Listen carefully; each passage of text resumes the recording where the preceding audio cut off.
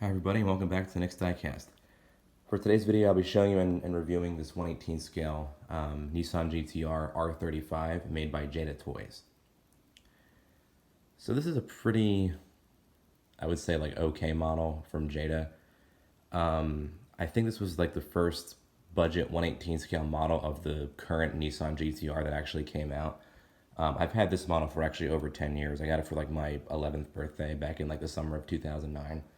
And as far as I know, you can still find it. At least when it was out, when I got it, it was available in the silver that you see here. I think also like a metallic black and a metallic white. They also have a Fast and Furious version, which is like dark blue with like a carbon fiber hood and other, I guess, like little details and features that are on the movie car. You can find it for anywhere between like maybe like 26 and 40 something dollars. Prices for Jada Toys are a little bit different from prices of like Maisto and Barago models, despite the fact that their quality really isn't up to par with those types of models. This one was actually at Target, if I remember correctly. Target sadly doesn't carry 1/18 scale cars anymore. It'd be nice if they did, so you wouldn't just have like, only wholesale clubs carrying them. Without further ado, let's go ahead and get into the details here, and I'll kind of, I guess, show you how it compares to like the Barago version and whatnot. So we'll start up here with the front of the model.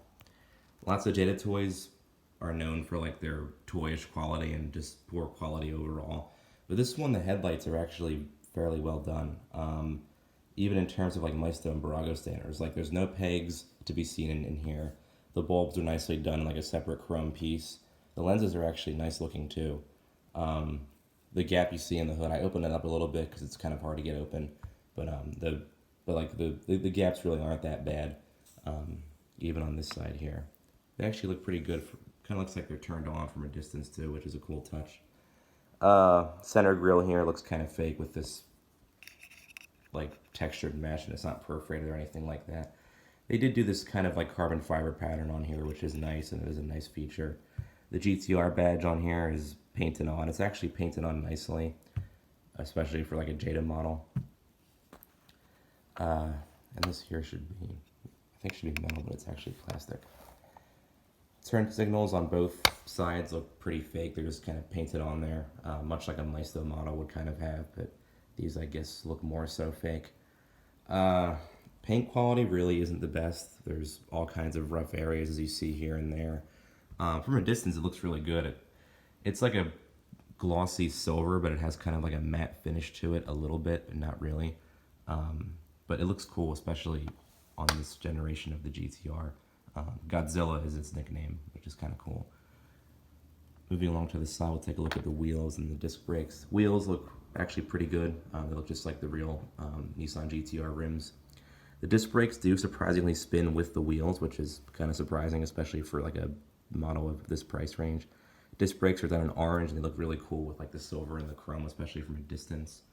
No steering or suspension, and that's because Jada Toys have their models built on a single axle architecture. So if you spin it around like that, they both spin at once. So that's kind of what makes it toyish, because with most model cars you have independent like wheels and suspension and even steering, but this one doesn't have any of that. So that really kind of like detracts from it a lot, I would definitely say. Doors don't really close that flush, but panel gaps themselves aren't that bad. The mirrors have this kind of like weird like rubbery like look to them and texture.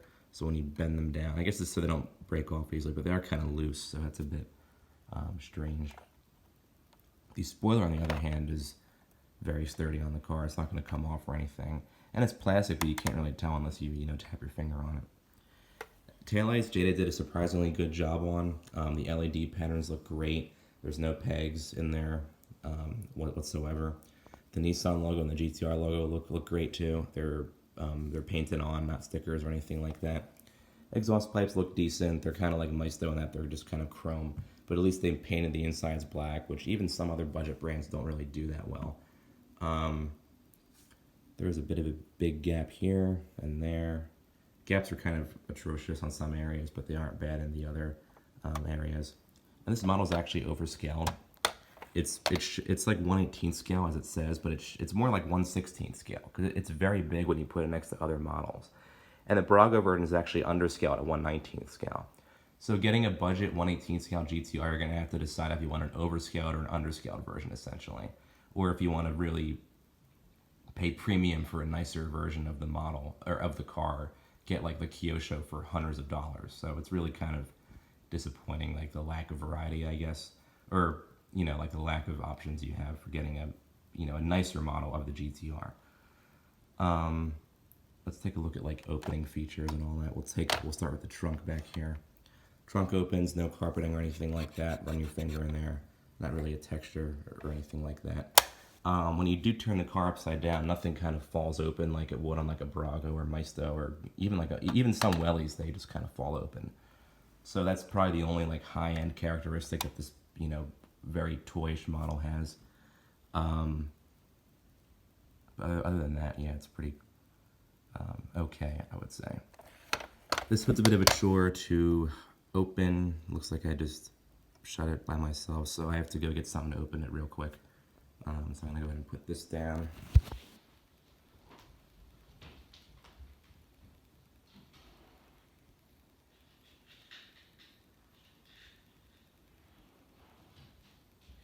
If you use some kind of like screwdriver, just be careful with like scraping the paint or anything like that. I just popped that open. There we go. Okay. Engine detail. The hood's a bit heavy, so it doesn't hold up that well. Engine detailing is actually fairly well done. It is just kind of one plastic piece in there. This black surrounding is actually metal, but the main engine block itself, very loose piece, but at least it is fairly well detailed. From a distance, it kind of looks like it's a nicely done like piece and whatnot. But it is just kind of like one mold. At least it kind of goes pretty deep, and there are some detailing with like the wiring and everything like that. There is a Nissan badge in the center block here.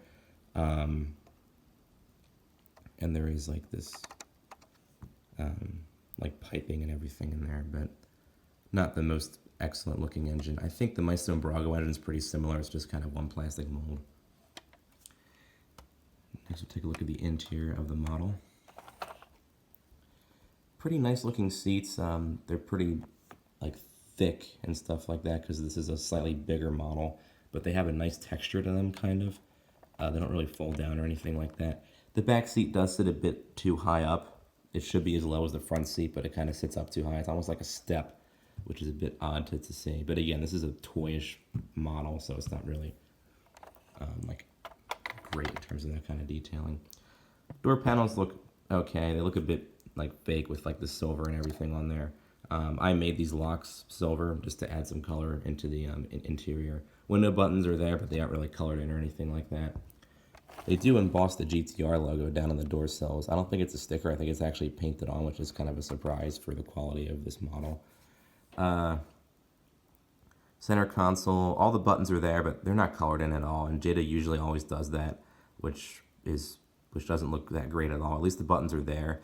And if you really wanted to, you could probably color them in yourself. This is pretty easy to take apart because the wheels are just on one axle. You can just take off the base, and the interior comes out too, and you can just maybe, you know, detail it yourself to add some custom features to it, like carpeting or anything like that.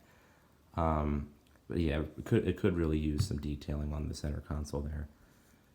Vents look okay. They have the silver trim on them. At least that looks good. Steering wheel looks pretty decent. It's nicely proportioned compared to the seats and everything like that.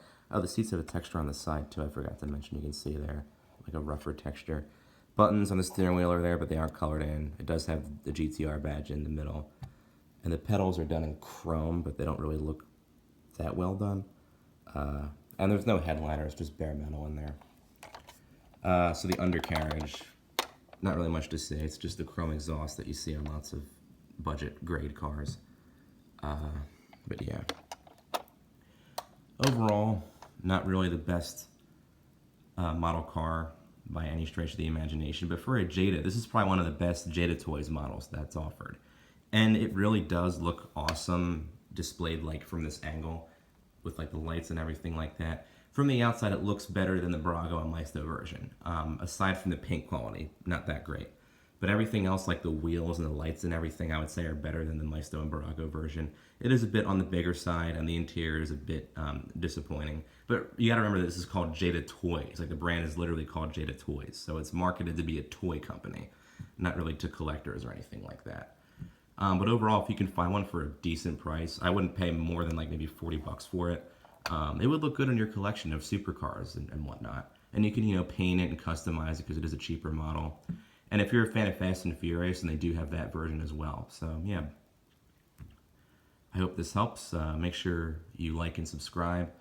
And also be sure to follow my Instagram page, which is Nick's Diecast page, all lowercase and no spacing. Thanks for watching.